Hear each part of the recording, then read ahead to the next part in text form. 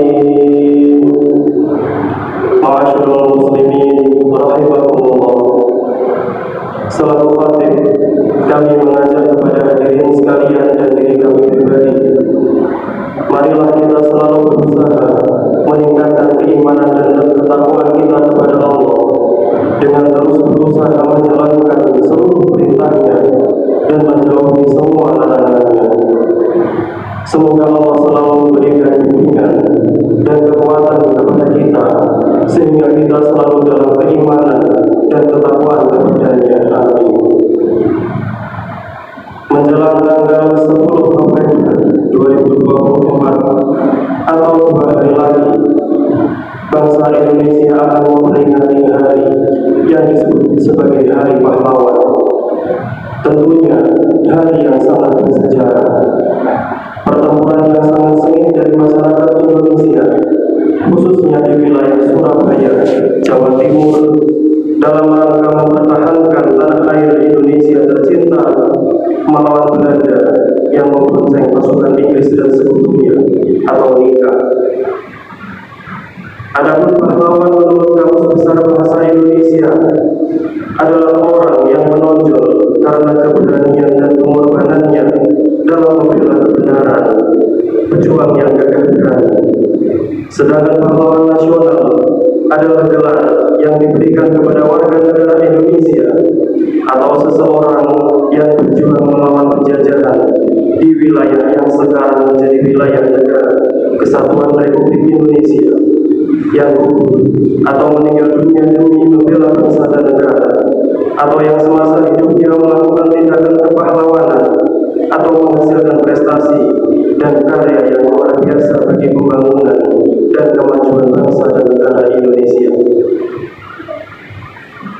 Sedangkan yang dimaksud pahlawan dalam Islam adalah seseorang yang banyak memberi manfaat kepada sesamanya, baik manfaat ilmunya, hartanya, tenaganya, ataupun pikirannya.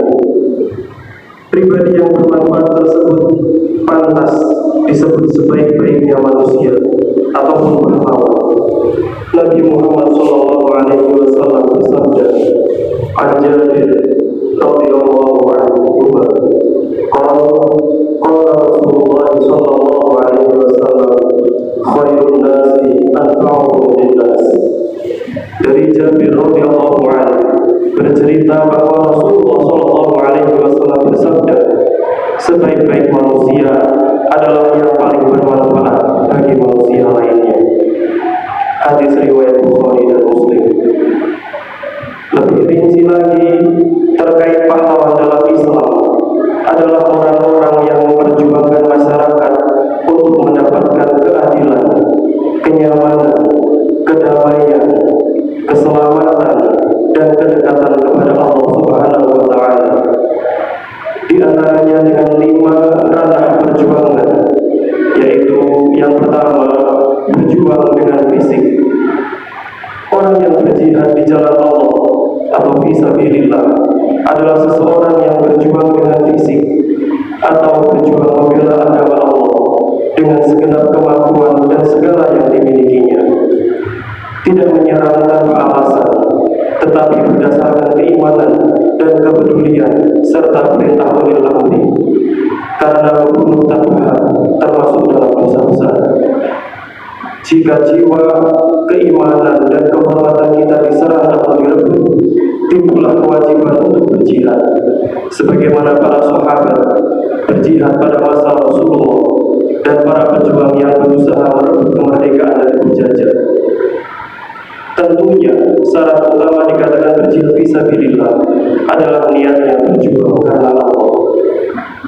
Allah Subhanahu wa Ta'ala berfirman, "Wa qatilu fi sabilillahi alladziina yuqatilunakum wa la ta'tadu, innallaha la yuhibbul mu'tadin."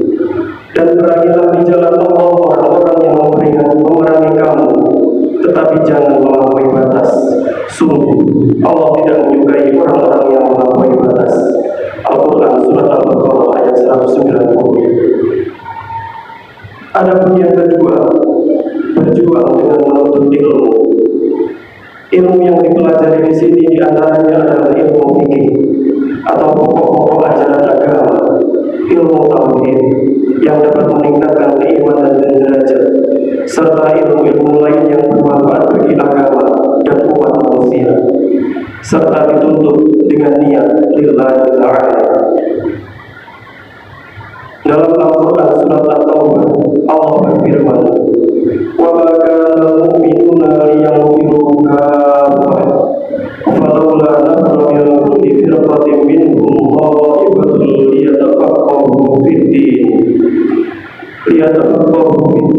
wa liyunziru qawmahum idza raja'u ilaihim la'allahum yahtadun." Dan tidak sepatutnya orang-orang mukmin itu semuanya pergi ke medan perang. Mengapa sebagian dari setiap golongan di antara mereka tidak pergi untuk memperdalam pengetahuan agama mereka dan untuk memberi peringatan kepada kaumnya apabila mereka telah kembali, agar mereka dapat menjaga dirinya. Quran Surat At-Taubah ayat 122. Ma'asyiral muslimin rahimakumullah. Adapun yang ketiga, yakni berjuang dengan harta. Perjuangan dengan fisik serta menuntut ilmu, kesemuanya membutuhkan dukungan harta. Para sahabat Nabi ketika mereka berjuang juga membutuhkan harta dari para dermawan untuk perbekalan mereka. Pada saat perang Tabuk, Rasulullah SAW pun mengimbau dan menghimpun bantuan untuk perbekalan perang Tabuk. Sahabat Uthman memberikan sepertiga hartanya, sahabat Umar memberikan separuh hartanya, dan sahabat Abu Bakar memberikan seluruh hartanya untuk kepentingan perang Tabuk tersebut. Jadi perjuangan itu membutuhkan dukungan dana, dan yang memberikan ataupun mendukung secara dana pun termasuk orang yang berjuang dan berjihad di jalan Allah, hanya saja melalui hartanya. Allah Subhanahu wa Ta'ala berfirman dalam Quran surat Al-Baqarah ayat 261 yang artinya kurang lebih, perumpamaan orang yang menginfakkan hartanya di jalan Allah seperti sebutir biji yang menumbuhkan 7 tangkai. Pada setiap tangkai ada 100 biji. Allah melipat gandakan bagi siapa yang Dia kehendaki, dan Allah Maha luas, Maha mengetahui. Ma'asyiral muslimin rahimakumullah. Adapun perjuangan yang keempat, yakni berjuang atau berjihad dengan lisan, yang mana diibaratkan sebagai perjuangan yang diplomatis melalui perkataan, negosiasi, dan menerapkan peraturan serta kebijakan yang bermanfaat bagi kehidupan manusia serta menegakkan agama.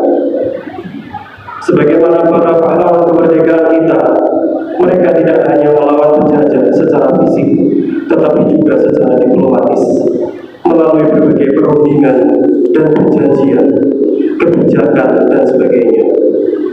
Sebagai contoh lain, dalam sejarah penemuan makam Imam Bukhari dikisahkan bahwa ketika Presiden Soekarno ketika itu diundang untuk kunjungan kenegaraan ke Uni Soviet, Presiden Soekarno meminta Presiden Uni Soviet agar bisa menemukan makam Imam Bukhari sebagai syarat kedatangannya bersama rombongan berkunjung ke Uni Soviet. Walhasil, makam Imam Bukhari pun berhasil ditemukan di wilayah negara Uni Soviet. Adapun perjuangan yang kelima adalah berjuang dengan kepatuhan, wabil khusus patuh kepada orang tua. Sebagaimana dijelaskan Rasulullah SAW dalam hadis, "Ja'a rajulun ila Nabi SAW yasta'dhinuhu bil jihad, faqala ahayyun walidak, qala na'am, qala fafihima fajahid." Ada seseorang yang mendatangi Nabi Muhammad SAW. Dia ingin meminta izin untuk berjihad. Nabi SAW lantas bertanya, "Apakah kedua orang tuamu masih hidup?" Ia jawab, "Iya, masih." Nabi SAW lalu bersabda, "Berjihadlah dengan berbakti kepada keduanya." Hadis riwayat Muslim. Ma'asyiral muslimin rahimakumullah. Mudah-mudahan Allah Subhanahu wa Ta'ala memberikan kita kekuatan, kemudahan, dan kesempatan untuk berjihad atau berjuang dalam menegakkan kalimatillah, bermanfaat bagi sesama, bangsa dan negara sesuai dengan kemampuan kita. Serta tidak lupa kita doakan selalu saudara-saudara kita bangsa Palestina. Semoga Allah senantiasa memberikan mereka kekuatan, keamanan, kemuliaan, serta keselamatan dari kezaliman, serta kemerdekaan yang abadi. Amin ya rabbal alamin. Barakallahu li wa lakum fil Qur'anil azim wa nafa'ani wa iyyakum bima fihi minal ayati wa dzikril hakim. Innahu huwat tawwabur rahim. Wa qul rabbighfir warham wa anta